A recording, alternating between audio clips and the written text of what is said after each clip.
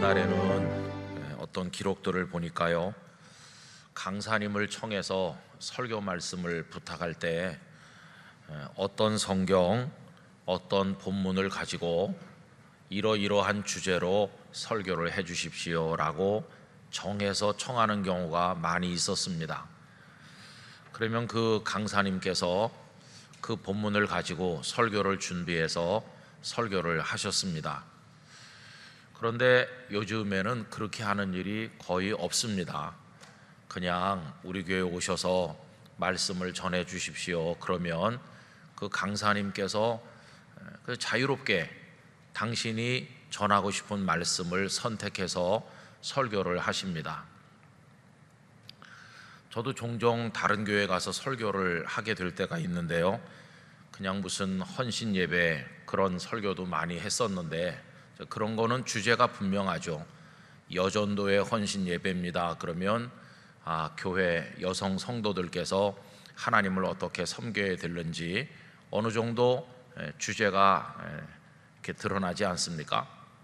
그런데 조금 부담이 되거나 혹은 또 더 마음에 정성을 담게 되는 예배가 있죠. 예를 들면 우리 교회 창립 50주년인데 창립 50주년에 맞는 말씀을 해주세요. 그러면은 이게 주제를 선정하는 게 쉽질 않아요.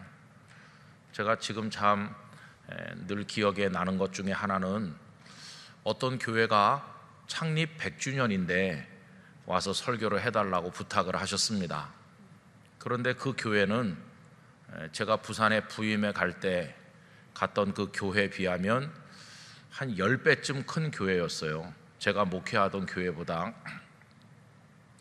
그래서 제가 그 교회를 얼마나 마음속으로 부러워했는지 모릅니다. 야, 저 교회는 어떻게 갖출 거 다 갖추고 저렇게 훌륭한 교회가 됐을까, 이렇게 생각을 했는데, 그 시간이 많이 흐르는 동안에 그 교회는 제가 목회하는 교회의 절반으로 줄어들었어요. 근데 그 이유는 성도들께서 자꾸만 싸우는 거죠. 주일날 교회 오셔가지고 하나님을 잘 섬겨야 되는데 자꾸 갈등이 일어나고 싸우고 그러는 겁니다. 근데 거기서 한 1km 조금 더 떨어진 어떤 교회가 있었는데, 그 교회는 이 교회랑 그냥 비슷했어요, 규모가. 그런데 그쪽 교회는 계속해서 성도가 늘어나고 또 평화롭고, 그런데 이쪽은 계속 사람이 줄어들었습니다. 근데 참 이상하죠. 그 교회 장로님들이나 권사님 또 안수 집사님들이 다 세상에서는 그래도 한가닥 하시고 똑똑한 분들이 많으신데 너무 당연한 걸 모르시더라고요. 우리 교회는 왜 이렇게 어려워지나, 그걸 모르시더라고요. 마치 장기나 바둑 두는 사람이 당연한 수를 모르는 거나 비슷해요.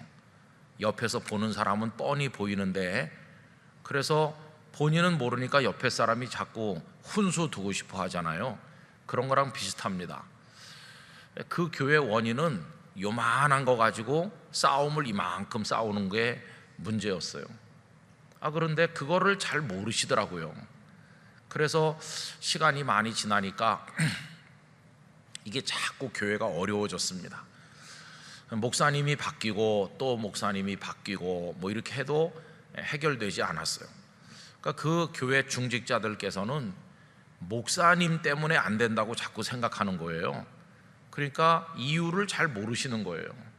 그래서 제가 이제 그 교회 장로님들하고 개인적으로 좀 이렇게 가까운 분들이 계셔서, 장로님, 목사님 때문이 아니라 싸우셔서 안 되는 거예요.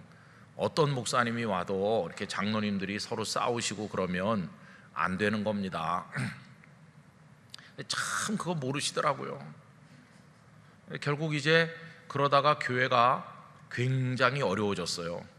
담임 목사님이 계시긴 계신데 식물 목사님처럼 아무것도 할 수 없는 처지에서 목회가 거의 마비된 상태에서 또 100주년이 된 거예요.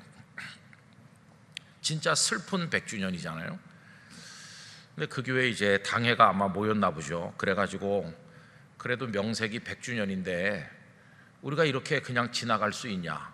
100주년인데 예배는 드려야 되지 않겠냐? 100주년 뭐 감사 예배든 회개 예배든 하여튼 100주년 기념 예배를 드려야 되겠는데, 그래서 어떻게 하면 좋겠나 하다가 이제 다른 행사고 뭐고 아무것도 없어요. 아무것도 없고 달랑 그냥 예배를 드리는데 저보고 와서 쓴소리를 해주시기 바랍니다. 이래서 제가 그날의 설교 주제가 쓴소리예요. 엄청나게 부담되죠. 가서 정말 처량한 모습으로 눈물 짓는 모습으로 앉아 계신 그 교회, 그렇게 자랑스럽던 교회인데 그 노예에서 제일 크고 그 노예에서 가장 부러움을 사던 교회가 왜 이렇게 됐나 생각하니까 저도 참 마음이 많이 아팠습니다. 그 이후에 지금은 이제 참 온순하시고 열심 있는 목사님이 오셨고 또 성도들도 많이 깨닫고 이렇게 해가지고 요새는 아주 잘 지내고 또 교회가 좀 회복되고 있다는 말씀을 얼마 전에도 전해 들었습니다. 여러분, 이렇게 부담되는 설교를 요청받을 때도 많이 있어요. 가끔씩 이제 이틀 3일 부흥회를 갈 때도 있는데, 부흥회 갈 때는 제가 그 담임 목사님한테 물어봅니다. 그 교회 요새 영적 상태가 어떻습니까? 목사님 목회하면서 어떤 점이 가장 지금 심각하거나 또 아쉽거나 그렇습니까? 이렇게 하면 이제 어떤 목사님은 별 말씀이 없어요. 그냥 김 목사님이 알아서 전해주세요. 그런 목사님도 있고, 어떤 목사님은 교회 여러 가지 영적인 상황을 조금 말씀을 하시는 분들도 있습니다. 그러면 이제 기도하면서 그 상황에 맞는 말씀을 하나님께서 주시도록 이렇게 준비를 하는 거죠.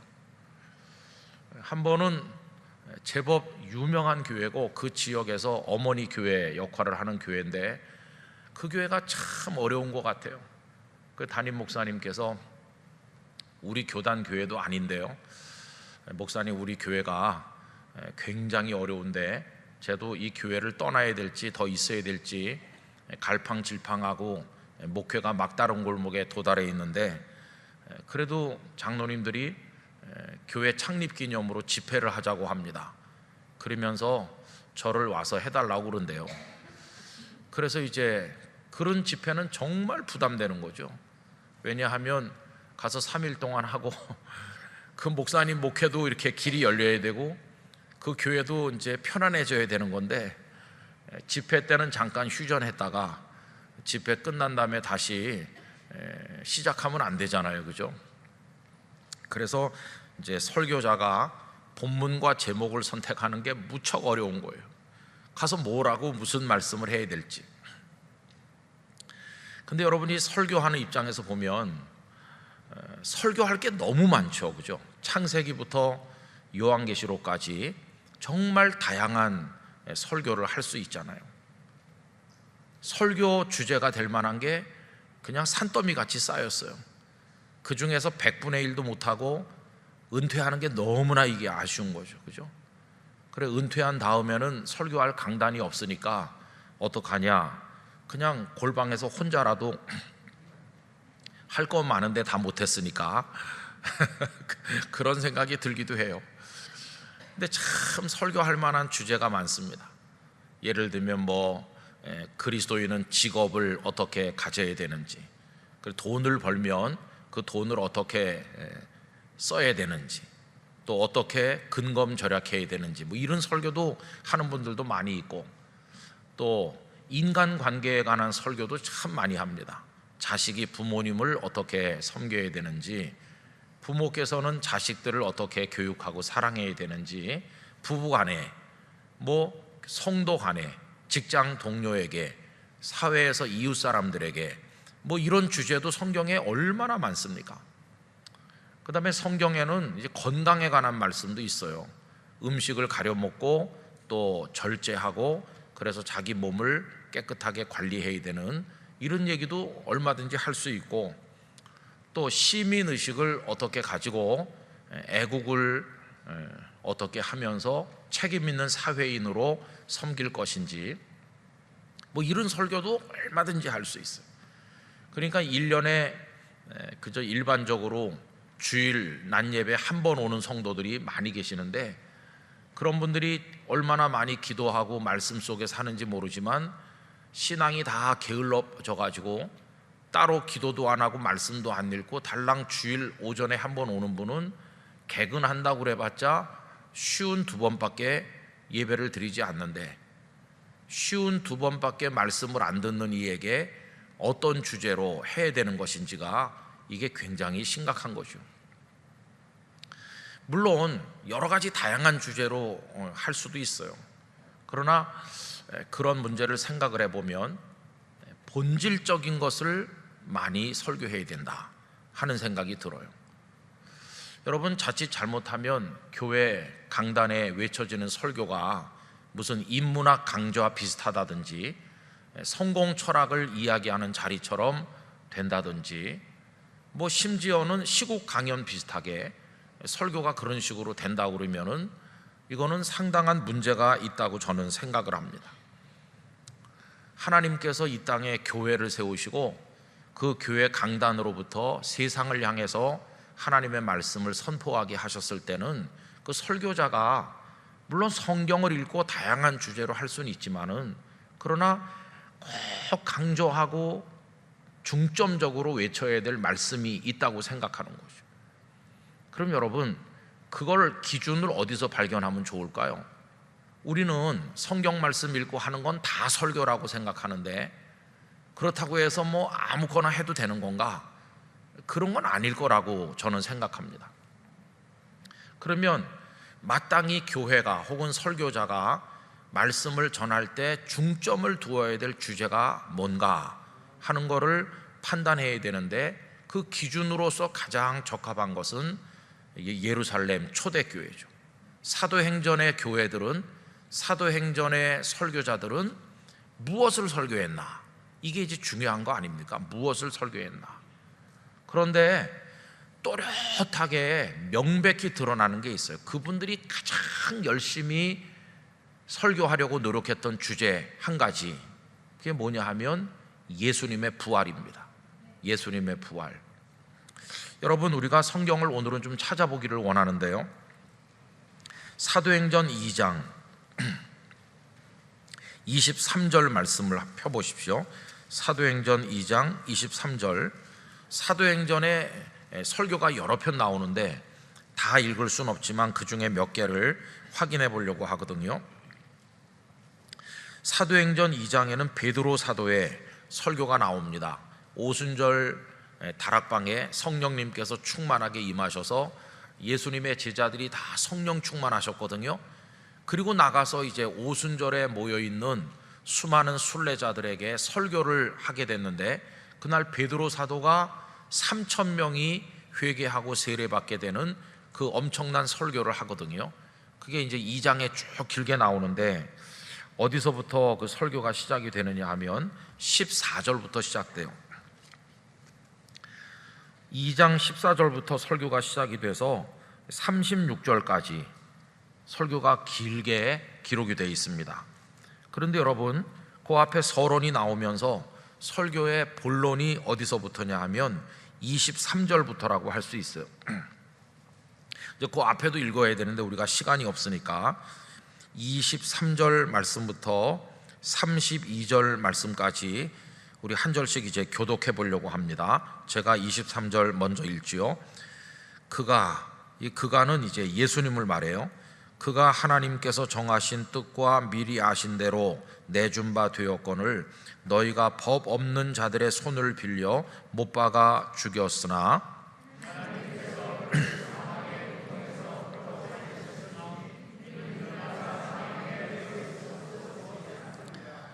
다윗이 그를 가리켜 이르되 내가 항상 내 앞에 계신 주를 배웠으며 나로 요동하지 않게 하기 위하여 그가 내 우편에 계시도다.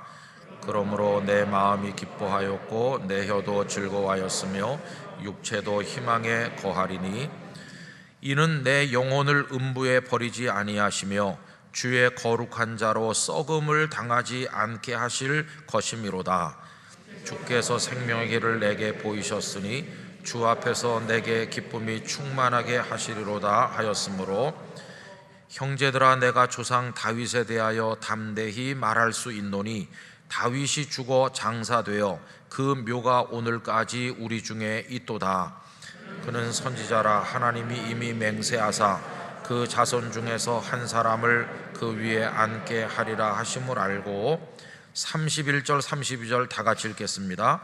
미리 본고로 그리스도의 부활을 말하되 그가 음부에 버림이 되지 않고 그의 육신이 썩음을 당하지 아니하시리라 하더니, 이 예수를 하나님이 살리신지라 우리가 다 이 일의 증인이로다. 아멘.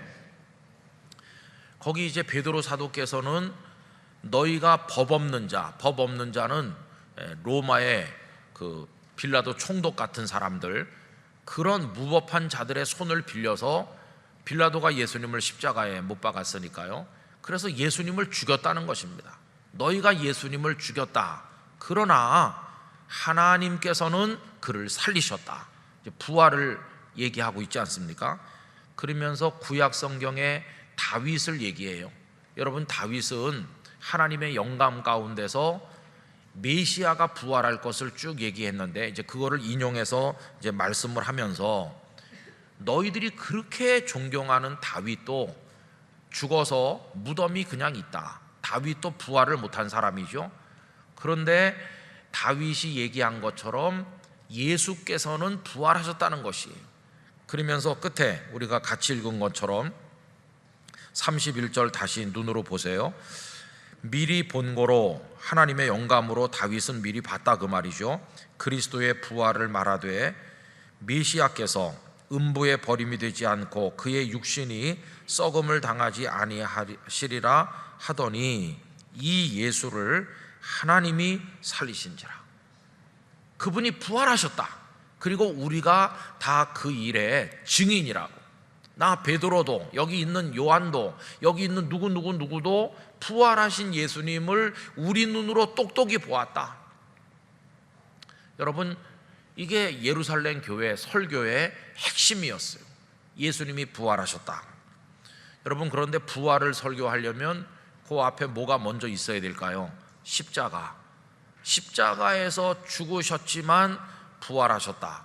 그래서 우리 기독교 성도들이 읽는 하나님의 말씀이 이게 전부지만요, 이 전체 중에서 추려서 성경 중에 성경이라고 우리가 말한다면 그게 복음인데, 그 복음 중에 복음은 예수님의 십자가와 부활인 것이죠.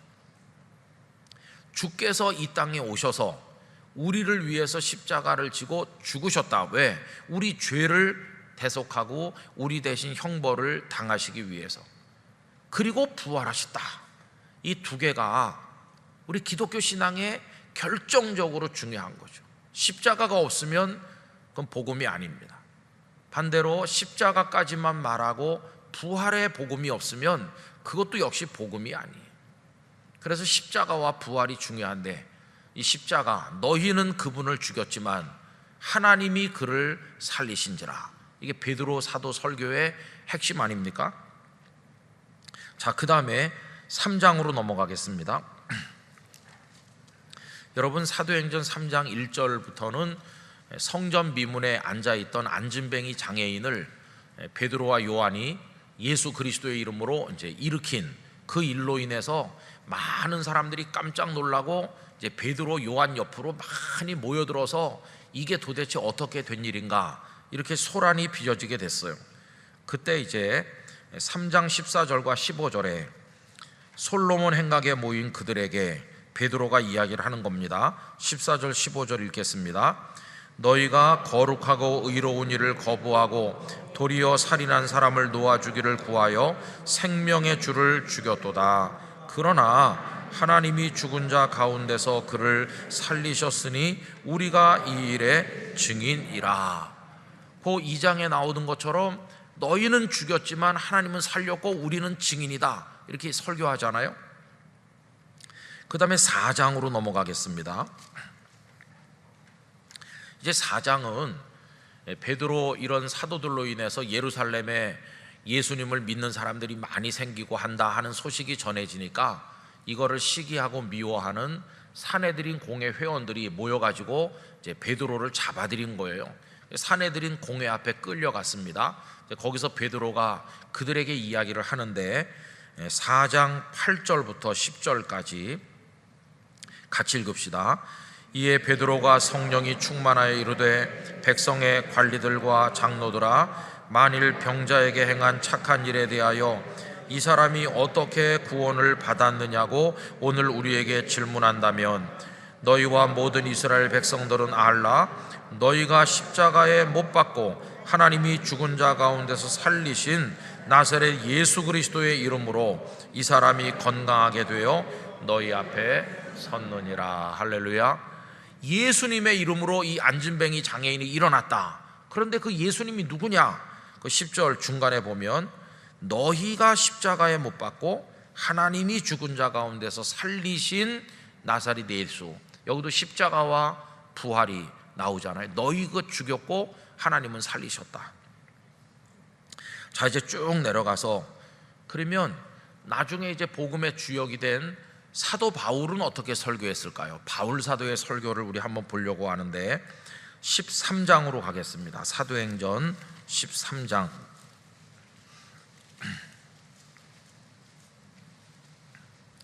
27절부터 우리가 끊어서 보겠습니다. 27절에서 30절까지 우리 같이 읽으시죠. 예루살렘에 사는 자들과 그를 관리들이 예수와 및 안식일마다 외우는 바 선지자들의 말을 알지 못하므로 예수를 정죄하여 선지자들의 말을 응하게 하였도다. 죽일 죄를 하나도 찾지 못하였으나 빌라도에게 죽여달라 하였으니 성경에 그를 가리켜 기록한 말씀을 다 응하게 한 것이라. 후에 나무에서 내려다가 무덤에 두었으나 하나님이 죽은 자 가운데서 그를 살리신지라. 사도 바울의 설교도 똑같잖아요. 십자가를 얘기하고 하나님이 그분을 살리셨다, 이걸 얘기하죠. 우리 한 군데만 더 보겠습니다. 17장 31절 17장은요 아테네에 가서 전도 여행을 하실 때, 바울의 전도 여행 중에 아테네에 갔을 때 설교하는 내용 중에서 31절 한 절만 우리 읽겠습니다. 이는 정하신 사람으로 하여금 천하를 공의로 심판할 날을 작정하시고 이에 그를 죽은 자 가운데서 다시 살리신 것으로 모든 사람에게 믿을 만한 증거를 주셨음이니라 하니라.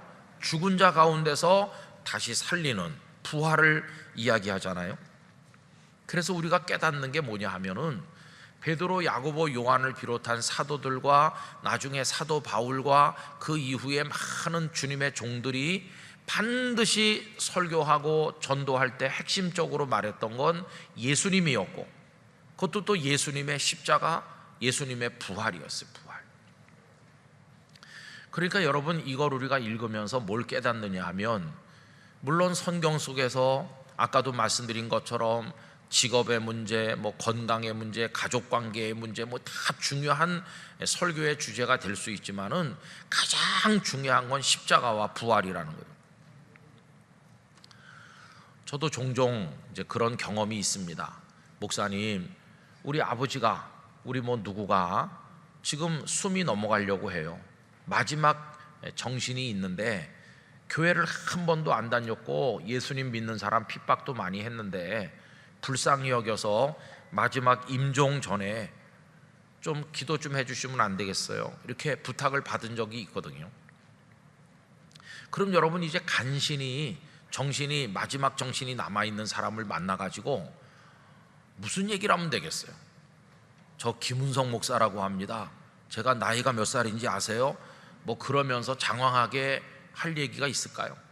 또 그분이 공부를 많이 하시고 훌륭하다고 한다 해서 그분을 붙들고 공부를 많이 하셨다면서요? 뭘 전공하셨나요? 이런 거 얘기할 수 있나요? 돈을 많이 벌은 재벌이라고 해서 그 순간에 무슨 돈 얘기를 하겠어요? 그럼 아무 다른 의미가 없어요. 무슨 인간관계 얘기할 수도 없고, 그 마지막 순간에 가장 중요한 것은 예수님께서 당신을 위해 죽으셨습니다. 당신의 죄. 그리고 그 예수님은 부활하셔서 우리에게 영원한 생명의 길을 열어주셨습니다. 여기 지금 숨이 넘어가신다고 해서 이게 끝나는 게 아니라 예수님을 믿으면 영원한 생명의 나라를 얻습니다. 예수님을 영접하세요. 그게 마지막 순간에 하는 얘기예요. 여러분, 경험적으로도 좀 알아두실 필요가 있어요.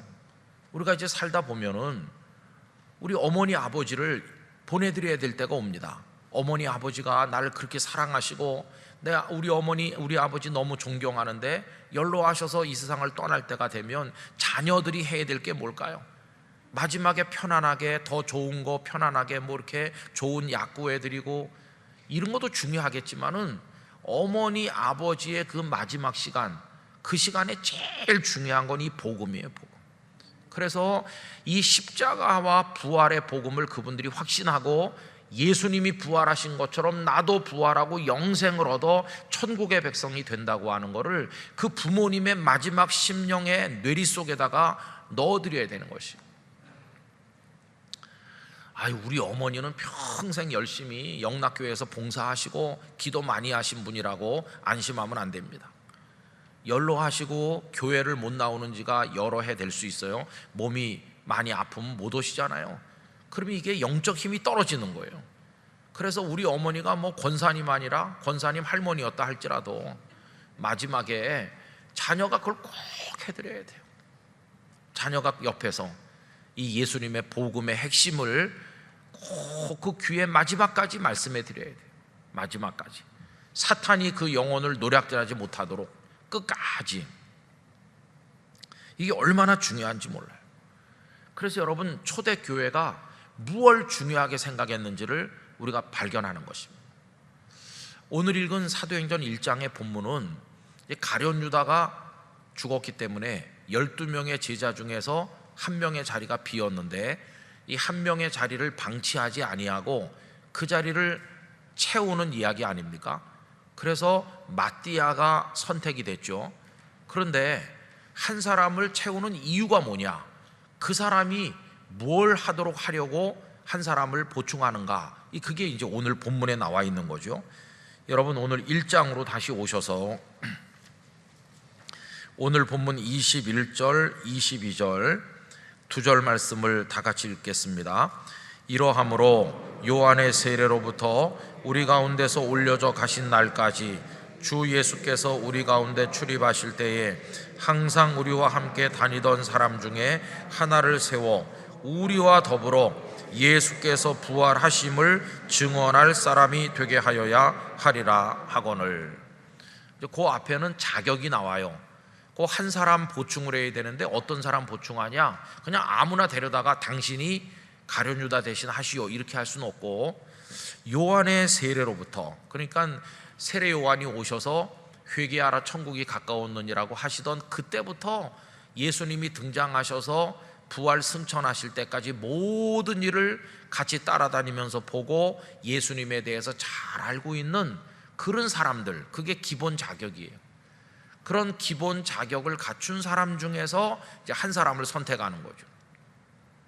이건 마치 목사를 세워야 되는데 길 가는 사람 아무나 불러다가 당신이 하시오 이럴 수 없으니까 어려서부터 믿음의 훈련을 받고 하나님을 분명히 믿고 신학교육을 받고 또 훈련된 그런 일을 안수를 주어서 목사로 세우는 것처럼 그 사람이 확실한 신앙 고백과 복음에 대한 열정과 사명을 가지고 있을 때 목사 안수를 주는 것처럼 여기도 지금 자격을 갖춘 사람 중에서 하는데, 그래서 뭘 하게 하려고 하느냐 분명히 나오잖아요. 그 22절에 우리와 더불어 예수께서 부활하심을 증언할 사람이 되게 하여야 한다는 거예요.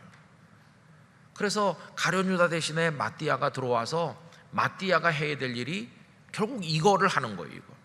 근데 여기 중요한 것은 우리와 더불어죠. 우리는 누굽니까? 11명, 남아있는 제자들 11명과 그 다락방에 모여있는 나머지 사람들, 전부 도합 120명쯤 되는 이제 그들을 말하는데, 우리 성도들과 더불어서 이제 그 사람, 유다 대신 그 자리에 들어올 그분도 할 일이 정해져 있는 거예요. 부활을 증거하는 것. 여러분, 이제 우리 교회도 장로님도 세우고 권사님, 집사님 다 이렇게 서리 집사님도 임명하고 직분자를 세우잖아요. 그 직분자를 왜 세우냐? 이게 이 조직교회, 우리 교회처럼 역사가 상당히 되고 규모가 있고 조직이 방대한 교회는 자꾸만 무슨 부서에서 일하는 거다, 내가 무슨 친교부 부원이 되고 전도부에 가서 봉사하는 거다, 이렇게들 생각하세요.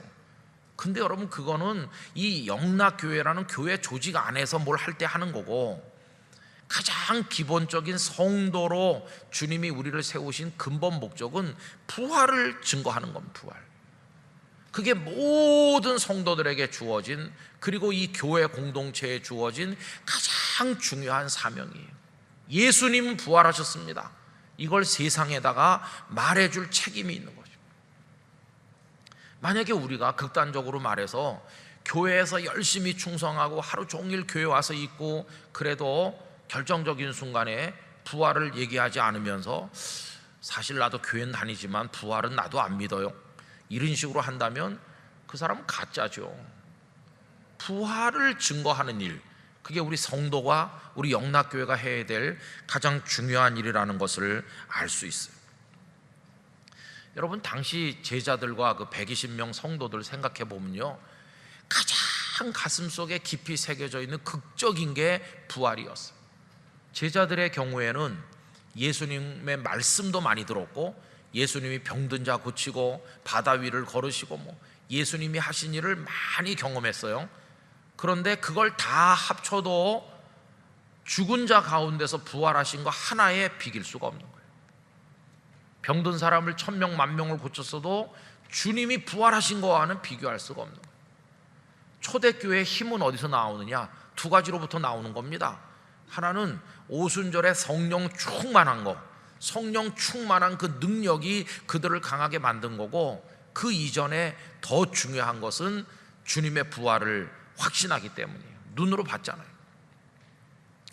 주님이 부활하신 것처럼 우리도 부활할 줄 믿습니다. 이게 있기 때문에 끌려가서 얻어맞고 죽음의 위협을 당해도 두려워하지 않는 거예요.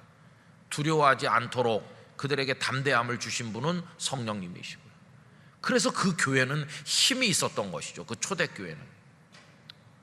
그런데 지금 우리들의 교회는 예수님의 부활이라고 하는 엄청난 사건 이후로 2000년이라는 시간이 떨어져 있어요. 이게 부활의 사건 그 이후에 예루살렘 교회는 그게 얼마나 강력했는지 꿈에도 잊을 수 없는 눈앞에 생생한 그게 증거고 자신들이 증인이라고 그랬어요. 그런데 이게 500년, 1000년, 1500년, 2000년 오면서 오늘에 와서는 기독교 복음이 이 십자가와 부활의 얘기로부터 너무 많이 멀어졌어요. 그래서 오늘의 많은 교회들은 그 설교가 복음의 핵심에 맞춰져 있질 않고 인생 강론하는 듯이 하는 교회가 너무 많아요. 그 성도들은 생각하는 거죠. 배운 대로 생각하는 거니까, 아유, 다양한 관심사를 교회 가면 세련된 방법으로 들을 수 있어. 아주 교양도 생기고 좋아. 교양은 생기는데 구원을 못 받으면 어떻게 되는 거예요? 아까도 말씀드린 것처럼 1년에 겨우 쉬운 2번 주일 오전 예배 개근해 봤댔자 그건데, 그리고 나머지 시간에 일주일 내내 온갖 세상의 정보가 그냥 물밀듯이 우리 영혼 속으로 쏟아져 들어오는데, 달랑 1시간 교회 와가지고 그것도 말씀 듣는 시간은 30분도 채 될랑말랑 하는데, 그 시간에 엉뚱한 얘기나 우리가 나눈다고 그러면은 그 영혼이 죽을 수밖에 없는 거죠. 이거 너무도 심각한 문제예요. 그래서 여러분, 저는 오늘 이 말씀을 이제 또 생각하면서 설교하는 목사의 입장에서 지역적인 많은 주제들도 할 수 있지만은 영락교회 강단에서는 예수님을 집중적으로 말해야 된다. 예수님의 복음을 얘기해야 된다. 그래서 성경 어디를 얘기하든지 예수님과 연결되도록 해야 된다. 특별히 십자가와 부활의 죄와 사망과 사탄의 손에서 우리를 건져주신 이 구원의 복음의 핵심을 두어서 말씀을 전해야 된다. 그런 생각을 다시 한번 하게 된 것이죠. 여러분, 좋은 설교는 뭘까요? 재미난 설교 아닙니다. 유식한 설교 그것도 아니에요. 무슨 아주 다방면에 걸친 달변 그런 것도 아니죠. 좋은 설교는 우리를 구원으로 인도하는 설교인 것이, 그 구원으로 인도하는 설교는 예수님의 복음이고, 그 복음의 핵심 결국 부활에서 승리가 선언되는 거 아닙니까? 주님은 부활하셨습니다. 초대교회가 증거한 게 그거고, 사도 바울이 로마 전역을 다니면서 목숨을 내걸고 외친 게 결국 그거였어요. 만약에 바울이나 이런 분들이 여러분 어떻게 우리가 양심적으로 깨끗하게 살면서 돈도 벌고 성공할 수 있는지 이런 인생 강론을 했다고 그러면 핍박을 당할 리가 없죠. 그분들이 고난받고 십자가를 지고 거기서 감옥에서 교수형을 당하고 그렇게 초대교회 성도들이 고통받은 이유는 복음을 전했기 때문이에요. 복음. 여러분, 오늘 우리 한국 교회가 이런 면에 있어서 지금 위치가 어디에 있는지 좀 생각을 해봐야 돼요. 기도하실 일은 우리 한국교회와 영락교회가 이 복음의 본질에서 벗어나지 않도록 기도해 주시기를 바랍니다. 이게 정말 중요해요. 그리고 우리의 신앙적 관심 또한 여기서부터 출발하는 것입니다. 여기서부터. 내가 이 주님의 십자가와 부활의 복음에 뿌리 내리지 못하면서 교회 활동, 교회 봉사, 무슨 뭐 다른 지역적인 관심에 내가 뭐 좀 많이 알고 있다, 아무 소용이 없는 거예요. 당장 오늘 밤에 주님이 나를 부르신다고 할 때 내가 이 복음의 본질에 대해서 주께서 부활하신 것처럼 나도 부활하고 영원한 생명을 얻을 것에 대한 확신이 없다면 그게 무슨 소용이 있어요? 예수님의 비유 가운데 어떤 부자가 농사 잘 져서 창고를 늘려 짓고 잔뜩 모아 쌓고 내 영혼아 이제 먹고 마시자 그런다고 그러는데, 그는 사업에 성공한 사람이고 사회에서 존경받는 부자일지도 모르겠고요, 그거 가지고 많은 사람에게 나눠주면 뭐 유명한 사람이 될 수도 있는 거겠죠. 그런데 하나님께서 오늘 밤 내 영혼을 부르면 이렇게 말씀하시잖아요. 이제 그 문제 앞에 가면 다른 거 다 소용이 없는 거예요. 오늘 밤 주님이 나를 부르신다는데 다른 지엽적인 주제가 무슨 의미가 있는 건가요? 우리가 다 그런 걸 알고 관심을 가지고 봉사하고 헌신하는 게 마땅하지만 가장 깊은 뿌리를 여기다 두고 거기서 출발해서 이렇게 나가야 되는 거죠. 그래서 오늘 이 얘기는요 굉장히 중요한 이야기예요. 마띠아를 뽑아서 뭐 하게 하나, 다른 거 하는 게 아니라 부활의 복음을 증거할 사람으로 마띠아를 세우는 거죠. 그게 교회가 해야 될 일이기 때문입니다. 우리 교회 재직 여러분, 영락교회 집사님이 돼서 뭐 했나? 나요 30년째 주방봉사 했어요. 참 귀하죠. 그러나 그보다 더 먼저 하셔야 될 게 뭐냐 하면은 나는 부활의 복음을 전합니다. 그게 성도가 할 일이죠. 나는 어디 봉사 많이 했어요. 나는 뭘 했어요. 우리 다 그거 하죠. 구제를 하고 뭐 이렇게 많이 하죠. 그러나 제일 중요한 것은 이 복음을 확신하고 부활의 증인으로 복음을 전도하는 사람이 되는 게 가장 중요한 것이. 부모님은 자녀에게 이 부활의 복음을 확신 있게 전해 주시기를 바랍니다. 학원비도 대줘야 되고 뭐 다 옷도 사줘야 되고 다 해야 되지만 가장 중요한 건 이겁니다. 부모님께 해드릴 것도, 부부간에 서로 사랑하면서 베풀어 주고 해야 될 것도 많겠지만은 이 사람도 구원받고 나도 구원받아야 되고, 이게 얼마나 중요한 것인지 이거에서 벗어나서는 절대로 안 될 것입니다. 예수 그리스도께서 우리의 터가 되신다고 하는 건 다른 말로 바꿔 말하면 예수님의 복음이 우리의 터가 된다는 것이고, 복음이 터가 된다고 할 때 그것은 십자가와 부활 위에 우리가 세워져 있다고 하는 것을 말하는 것입니다.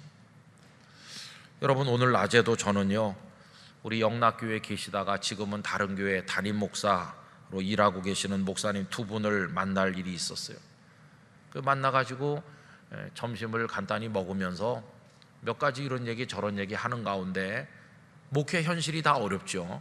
그래서 제가 이렇게 했어요. 그래도 우리가 하나님의 말씀만 의지하자. 하나님의 말씀은 능력이 있으니까 다른데 뭐 이런저런데 신경 쓰지 말고 그저 하나님의 말씀이, 다시 말하면 이 복음이 우리를 구원할 줄 믿습니다. 그런 마음으로 복음만, 하나님의 말씀만 붙들고 목회를 하세요. 이렇게 하고 기도를 했어요. 여러분, 우리 영락교회가 이 복음 위에 세워진 교회가 되어서 예수님 오시는 그날까지 이거를 지켜나가는 교회가 되기를 원하는 것입니다. 이야기를 마쳐야 되는데요, 전에도 이 얘기를 말씀드린 것 같아요. 워싱턴 근교에 어떤 교회가 있었는데, 조그만 교회가, 그래가지고 목사님이 늘 성도가 오질 않아서 낙심했는데, 어느 날 설교를 한창 하는 중인데 아주 멋지게 차려입은 귀티가 나는 부부가 들어오더라는 거예요. 그래서 목사님이 흥분하셔서 그날따라 예수님의 십자가 부활을 열심히 설교했대요. 그랬더니 그분들이 90도로 인사를 하면서 이렇게 감동적인 설교를 정말 오랜만에 들었노라고 다음 주일에도 또 오겠습니다. 그래서 목사님이 크게 고무됐어요. 실례지만 어디서 오신 무슨 일을 하시는 분이신가요? 그랬더니 우리 워싱턴에 살고 외교관이라고 하더래요. 그래서 목사님이 기분이 좋아지셔서 용기가 생겨서 그 다음 주에 설교 준비를 더 열심히 했대요. 근데 외교관이라고 하니까 그 한 주 동안에 외교 잡지도 좀 찾아보고 요즘에 외교 현안이 뭔지도 좀 연구해가지고 그 다음 주일날 섞어가지고 설교를 했대요. 그랬더니 끝나고 나서 그분들이 이젠 안 오겠다고 하더래요. 그래서 제가 열심히 했는데요 그랬더니, 우리가 여기 온 것은 그런 얘기 들으러 온 게 아니고 외교는 우리가 더 전문가입니다. 목사님께 기대했던 것은 복음을 듣고 싶어서 온 겁니다. 지난 주일에는 복음만 말씀하셔서 너무나 감동받았는데, 오늘은 워싱턴 시내에 있는 목사님들처럼 목사님도 오염되셔가지고 외교 얘기만 하시면 이게 어떻게 되는 거냐고 그렇게 말을 하더라는 거예요. 어떤 책에서 읽은 오래전의 얘기인데 시사하는 바가 크지 않습니까? 여러분, 주님의 복음만 붙듭시다. 우리 영락교회가 복음만 전하는 교회가 되길 원하는데요, 그 핵심에 부활이 있는 거예요. 부활을 증거할 사람. 주님, 저를 그렇게 불러주셨으니 저의 신앙이, 우리 가정과 교회의 신앙이 부활에 정초하도록 은혜를 주시옵소서. 오늘 밤 주님이 우리를 불러도 부활 신앙을 가지고 승리하기를 간절히 기원합니다. 기도하겠습니다. 거룩하신 아버지 하나님, 이 부활의 복음, 생명의 복음만이 우리를 구원하는 줄 믿습니다. 그것을 전하도록 마띠아를 세웠고 교회를 세우시고 저희들을 부르신 줄로 믿습니다. 북한 동포 사랑 기도회로 모이는데 저 북한 땅에 무기를 많이 만들고 여러 가지 노력을 그들이 하지만 그들도 살 길은 부활의 복음을 받아들이는 것밖에 없는 줄로 믿습니다. 이 복음으로 속히 통일되는 날이 오게 하여 주시옵시고, 저희들의 교회와 가정과 저희 개개인도 오늘의 이 말씀을 붙들게 하여 주시옵소서. 예수님의 이름으로 기도드리옵나이다. 아멘.